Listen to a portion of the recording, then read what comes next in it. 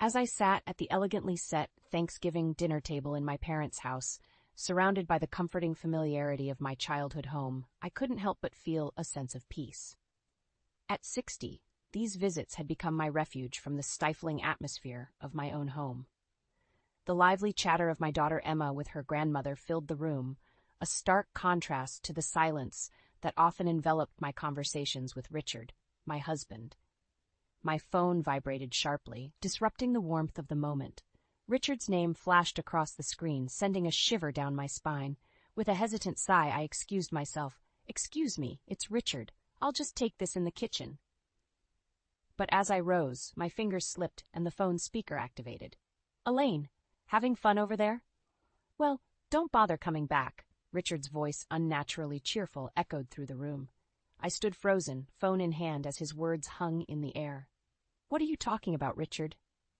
"Oh, I've decided it's time for a change. I've moved Emma's stuff into the house. There's no room for you anymore." The silence that followed was deafening. Emma's fork dropped with a clatter, her eyes wide with disbelief. "Richard, what in the world are you saying?" My voice was barely above a whisper, heart pounding in my chest. "It's simple, really. Emma doesn't want to come home because of you. Without you, she can finally live the life she deserves, like when she was a child. So leave." Emma stood up abruptly, anger flashing in her eyes. "Dad, what are you?" "Stay out of this, Emma." Richard's voice cut through, sharp and cold. "This is between me and your mother." My cheeks burned with a mix of humiliation and anger. "You want me to leave our home? Just like that?" "Yes, and you can go to some shelter or whatever. Doesn't matter to me." The call ended abruptly, leaving a haunting silence. My mother reached out, her hand trembling. "Elaine, honey." But before she could finish, Emma burst into laughter, incredulous and bitter. "He's lost it, Grandma. Completely lost it." Inside, I was a whirlwind of emotions. Humiliation, anger, and a strange sense of liberation. He better be ready, I thought to myself. This isn't the end. It's just the beginning. As I lay in my childhood bed that night, the moonlight casting shadows across the room, my mind wandered back through the years, sifting through memories of Richard and me. Our story wasn't always filled with cold silences and bitter words. There was a time when Richard's gaze held warmth, and his touch promised safety. I met Richard when I was in my late 20s. He was charming, confident, and seemed to have an answer for everything. I was captivated by his charisma and how he seemed to take the world in his stride. We married within a year of meeting, a whirlwind romance that felt like a fairy tale. But the fairy tale began to crumble soon after Emma was born. Richard's affection for our daughter was undeniable, yet as his love for her grew, his regard for me seemed to wane. It was as if his heart had room only for one. "Elaine, can't you see you're smothering her?" "Let her breathe," he would chide whenever I tried to be involved in Emma's upbringing. His words stung, but I believed he was just being an overly protective father. As Emma grew, so did Richard's disdain towards me. The man who once looked at me like I was his world now barely acknowledged my existence, except to criticize. "Why can't you be more like Emma? She's only 10 and already so independent," he'd say with a sneer. I remember the night when Emma, at 15, won a school award. We were supposed to celebrate as a family, but Richard turned it into a lecture session. "Elaine, why can't you achieve anything like our daughter? You're just wasting your life away," he said, his words like daggers. I lay there, staring at the ceiling, feeling the weight of years of his contempt. It wasn't just the words, it was the dismissive glances, the heavy sighs, the way he'd turn away when I entered a room. I had become a ghost in my own home, invisible and insignificant. But that night, as I lay in the quiet, a resolve began to stir within me.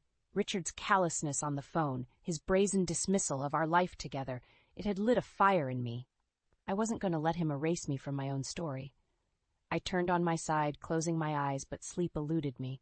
The shadows on the wall seemed to whisper, urging me to stand up, to fight back. And I knew, deep down, that I was ready to do just that. The next morning, I awoke with a sense of clarity I hadn't felt in years. Over breakfast, Mom tried to discuss Richard's call, but I steered the conversation elsewhere. I wasn't ready to delve into that can of worms, not yet. Emma, sensing my unease, didn't press either. As we cleaned up, my thoughts drifted back to the recent years with Richard. His controlling behavior wasn't just confined to our daughter. It seeped into every aspect of our lives, tightening like a vice around my freedom. "Elaine, I don't want you working late. You need to be home to cook dinner," he would demand, disregarding my career in the library, which I cherished. His rules were arbitrary and ever-changing, designed to keep me off balance. If I wore something he didn't approve of, he would scoff. "Dressing up? Trying to impress someone? You should focus on being a better wife and mother." Even my friendships weren't spared. "You're spending too much time with Linda. She's a bad influence," he declared one day, his words slicing through years of friendship like a knife. But it wasn't just the control, it was the humiliation. At social gatherings, he would belittle me with backhanded compliments, often in front of Emma. "Elaine tries her best, but she's not the brightest bulb," he'd say with a laugh that made my skin crawl. Emma saw it all. At first, she tried to defend me, but Richard's influence was too strong. "Mom, just ignore him," she would whisper, a look of helplessness in her eyes. I remember the day Emma left for college. Richard was beaming with pride, but there was a coldness in his eyes when he turned to me. "See, Elaine, this is what happens when you raise a child right. She's not like you, thank God." That stung more than anything. The implication that I had no part in our daughter's upbringing, that my years of love and sacrifice meant nothing. As these memories churned in my mind, a simmering anger began to bubble to the surface. No more. I wouldn't let Richard dictate my life, not anymore. The phone call was the last straw. It was time for Richard to face the consequences of his actions. I looked at Emma, her face a mirror of my resolve. "Emma, there's something I need to do when we get back. It's going to change everything, but I need you to trust me." Emma nodded, determination in her eyes. "I'm with you, Mom, all the way." The drive back home was filled with a tense silence. Emma and I were both lost in our thoughts as the weight of the impending confrontation with Richard hanging heavy in the air. Once home, I retreated to my room, ostensibly to unpack, but really to make a call that would set everything in motion. I dialed the number of a divorce attorney I had discreetly noted down a few months ago. My hands trembled as I heard the line connect. "Hello, this is Elaine Richardson. I need to discuss a divorce." The lawyer, Mr. Adams, was calm and reassuring. "I understand this is a difficult time, Mrs. Richardson. We can help you navigate through this process." As I detailed Richard's behavior over the years, Mr. Adams listened intently.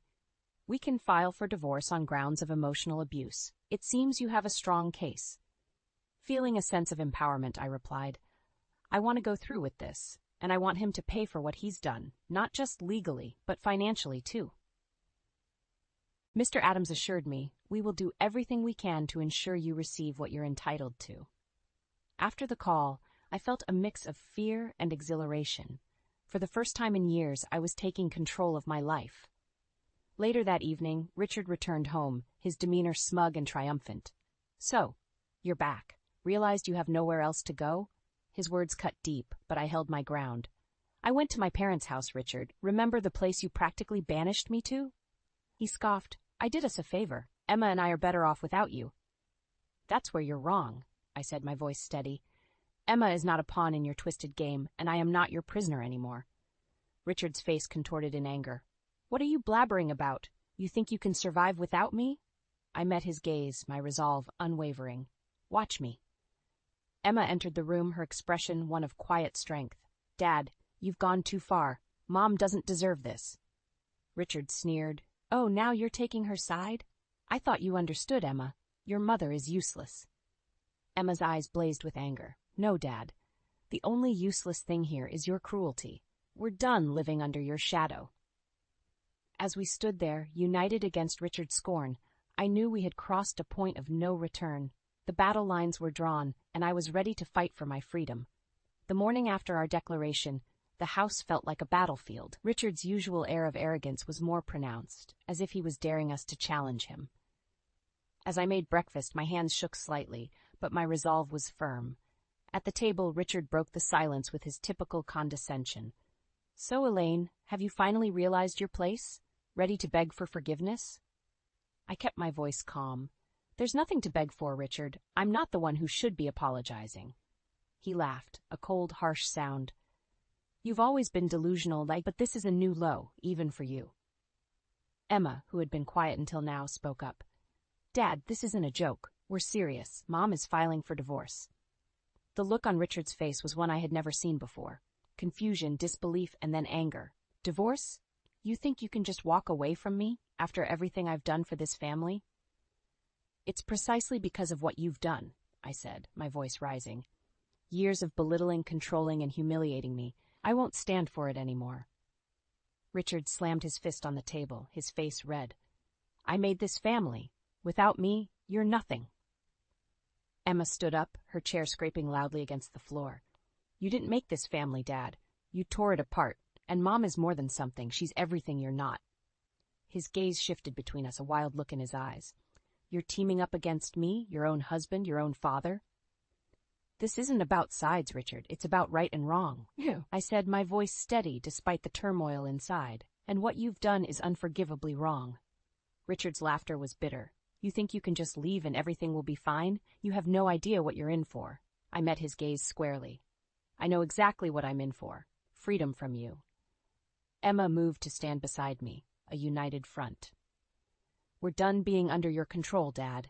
It's over. Richard stood abruptly, his chair toppling behind him. You'll regret this, both of you. You don't know what I'm capable of. As he stormed out of the room, the tension he left behind was suffocating. But amidst that tension, there was also a sense of liberation. The battle had begun, and I was ready to fight for my freedom, my dignity, and my daughter's future. The days following our confrontation with Richard were a whirlwind of activity. I met with Mr. Adams several times, laying out the groundwork for the divorce. He was meticulous, ensuring every detail was accounted for. We'll make sure you get what you deserve, Elaine, both financially and legally, he assured me. Richard's reaction to the divorce papers was volcanic.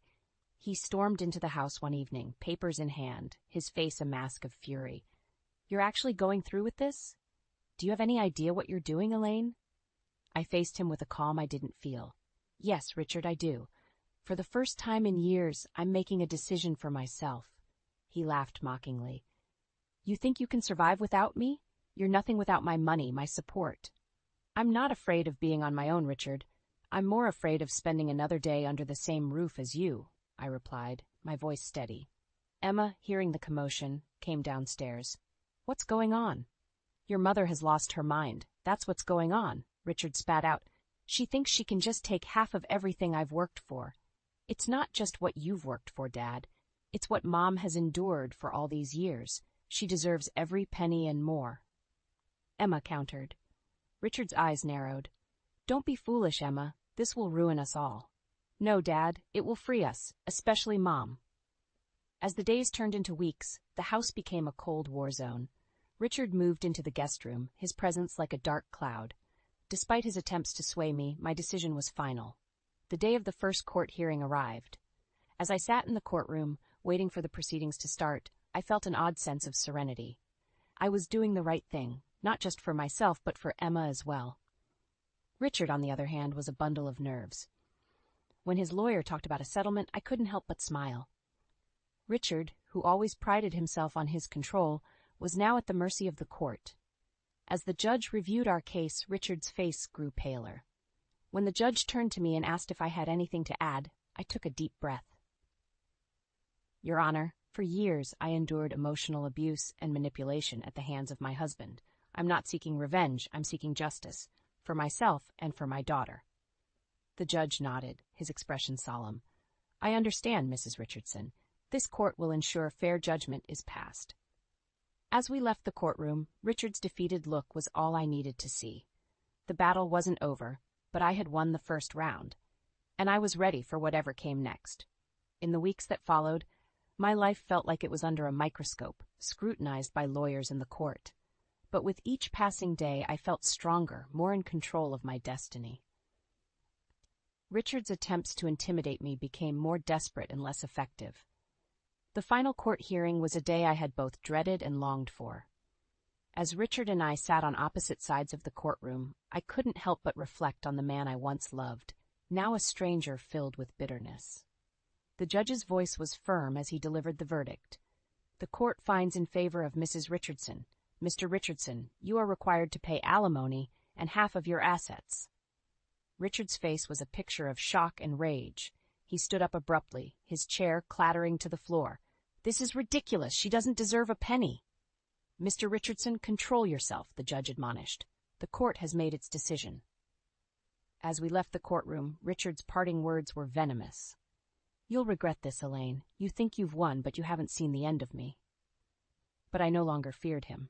His words, once so cutting, now seemed empty and powerless. In the months that followed, I found a small apartment close to Emma's place. I started a new job at a local library, a place that had always brought me peace. The alimony from Richard allowed me financial freedom I hadn't experienced in years. Emma and I grew closer, our relationship no longer overshadowed by Richard's presence. She was thriving in her career and personal life, a stark contrast to the frightened young woman she had been. As for Richard, the last I heard, he was living a diminished life, his pride and finances greatly reduced. His attempts to reach out to Emma and me were met with silence. The man who once held so much power over us was now just a memory, a shadow of the past. I often sit on my balcony, a cup of tea in hand, looking out at the peaceful neighborhood. I've found a sense of tranquility and purpose that was missing for so long.